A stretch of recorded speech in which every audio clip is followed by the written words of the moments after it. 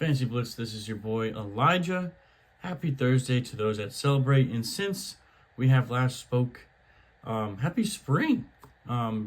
Great time for being outside, minus the allergies and minus just the pollen. I saw some pollen on my car today and I was just like, all right, well, I forgot the price of spring, but that's okay.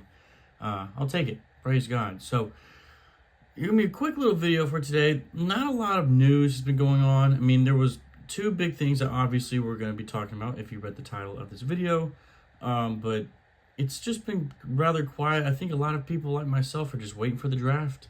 And then once the draft happens, the first round at least, we can really see what the direction of teams are going in. And we can see, kind of the projection of teams in a way.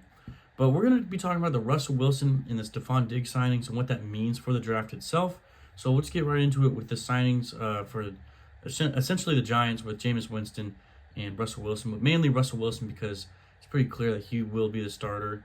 I would be very surprised if he's not, but he signed a 1-year, $10.5 million contract with the New York Giants.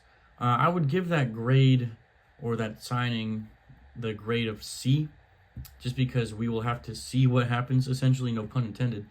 But it's a 1-year deal. Maybe they're looking ahead for a quarterback next year or something like that, because it kind of confused me on why the Giants went after him, especially with just signing a 1-year contract. I understand the 1-year contract as like some insurance, like, okay, if he sucks, we don't have to worry about him next year. He can go somewhere else. But it's just they're essentially missing out on some talent this year for quarterback. But that's all right, because they did just recently, or some news just came out that Travis Hunter is going to tour the whole Giants facility. He himself, with his family, I think maybe some of his friends, I know his girlfriend for sure, are all invited to go tour the facility. So it looks like they're pretty much telling him, hey, if teams 1 through 3 don't take you, we're looking to take you.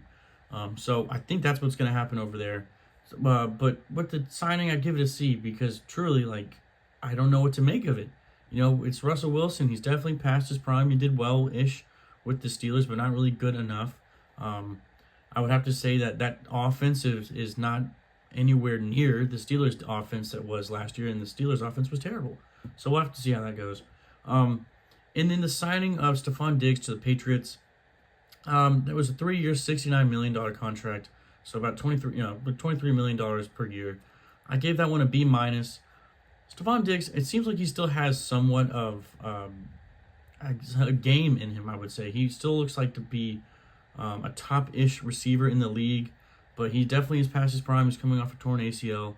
A lot of question marks, but it makes sense for him to go to the Patriots because they do need a wide receiver one. And honestly, he seems like the perfect wide receiver one for that team, just because they're not going to go out there and spend a ton of money on other guys.